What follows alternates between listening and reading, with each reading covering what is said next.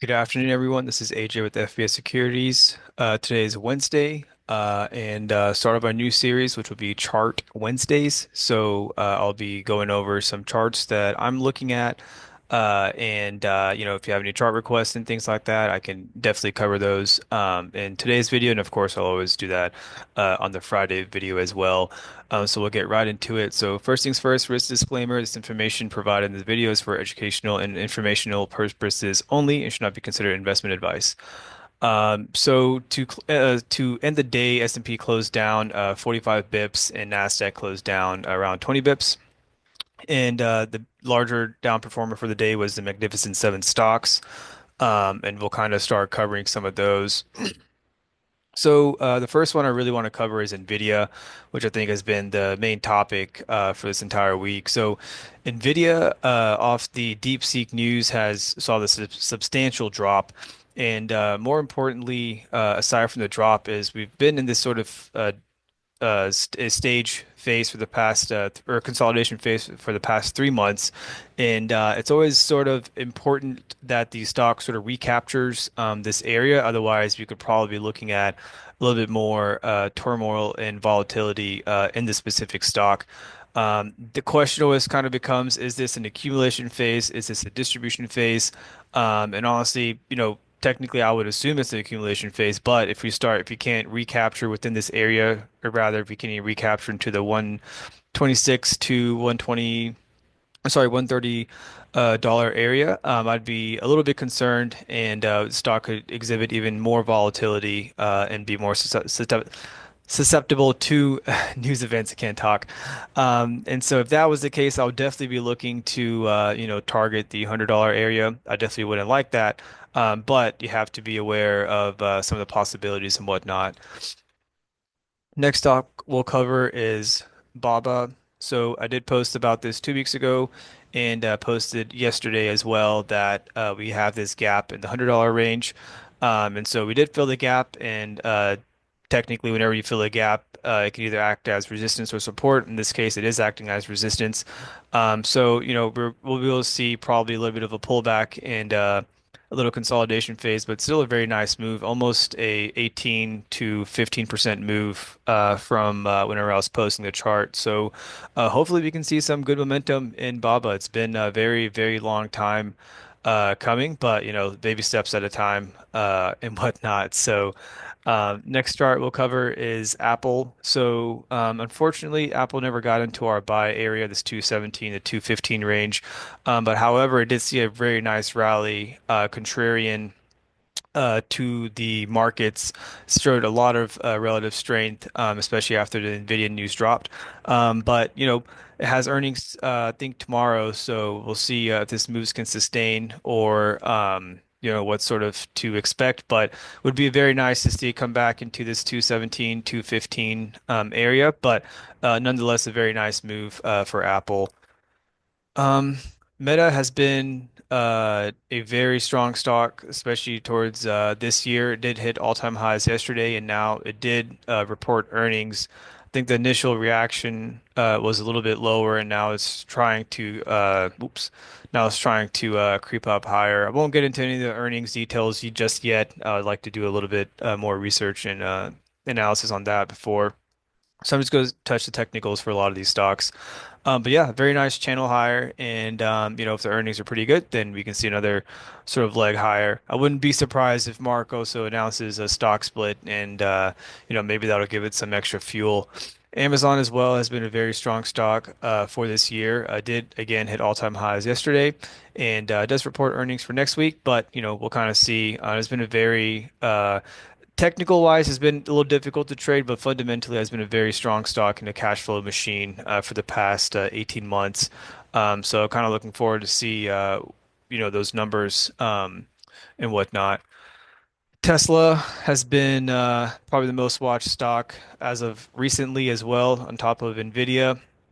From the last earnings move, Tesla almost had a 100% move to the upside, and as of right now, it's sitting around 20% off its highs. So a very, very strong move, especially in a mega cap stock to see a 100% move overall. And now it's just kind of consolidating. Again, Tesla did report today, and the initial reaction was much lower. I do believe they did miss on guidance or sorry, on revenue and earnings per share, but I'm sure of course, markets are liking what they just said, so I'll have to again do some deep dive and look into the numbers a little bit more. Next stock we'll cover is Google. Google has still been in a very nice consolidation phase as well. It's kind of in this, I would say, a consolidation or a box range, and does report earnings next week. So hopefully, has been one of my more favorite stocks to own. But yeah, we'll see. And Google has been pretty well known to have good quarterly reports and whatnot. So hoping we can see another leg higher on this stock. Microsoft has been a little bit of trouble for the past year. It's almost been in this very, very, very large consolidation range. So they did again report earnings. I think the initial move was a little bit lower, and now as the stock is trying to recover, so we'll have to see what the forward guidance and issuance is, especially with ChatGPT and OpenAI and whatnot. Um, but yeah, I would hope for this to move higher. It's been a very nice consolidation phase. But we'll just have to continue to see. I think the most important thing to note is that it's still staying within this range bound sort of area. It's not wanting to break any of these lows. So hopefully we can start seeing a move higher. Um, ASML, this one I did note this morning. I wanted to talk a little bit more about it. So, and why the earnings today was very important. So, basically, a couple quarters ago, ASML did report that they're lowering their guidance and they're expecting lower demand for the semiconductor chips. So this kind of sent the whole semi space in the frenzy. That's kind of what started the whole sort of consolidation or the whole move lower in semis. If you look at the SMH ETF, you'll notice that around the exact same time ASML reported was kind of the tipping point and the turning point so far for the semiconductor space. So now with ASML almost doubling their bookings,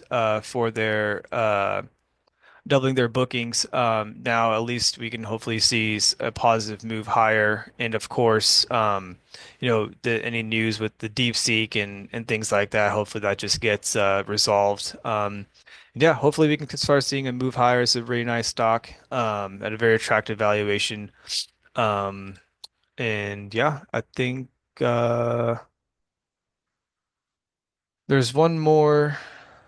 Actually, yeah, we can look at Bitcoin as well. Bitcoin has been pretty interesting as well. It's kind of been in a very, very long sort of consolidation phase. Again, I think this would be very susceptible to volatility on any of the sort of new administration rules on crypto, and are they going to make a crypto reserve and things like that. But overall, I'm very surprised with how strong this thing has been holding. Of course, I would view it more so as a risk on, risk off sentiment. If crypto is having a bullish move, it's generally supportive, and the whole market will sort of support that risk on sentiment. And once there is some risk off sentiment, it does kind of reflect in the overall market as well. So just something to always note.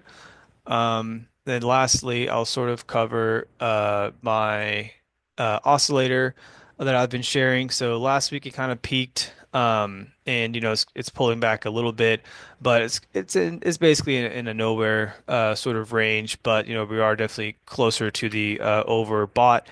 Sorry, the overbought area. So again, positioning wise, I'm not too keen on adding anything unless it's very, very attractive and strong and showing some relative strength.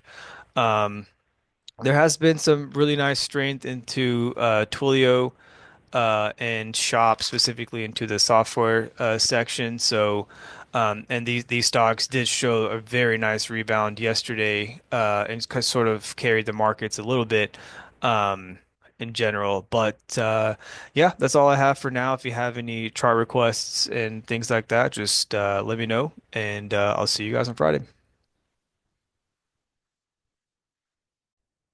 Actually, before I go, I did have a chart request for XLI. XLI, which is the industrial ETF, has been showing some signs of strength against the S&P. Technically, overall, if the XLI does start to sort of show strength against the S&P, then that wouldn't be the most bullish thing for the market. It's typically a risk-off sentiment. But overall, the holdings have been showing some really good earnings. I think GE had some really great earnings.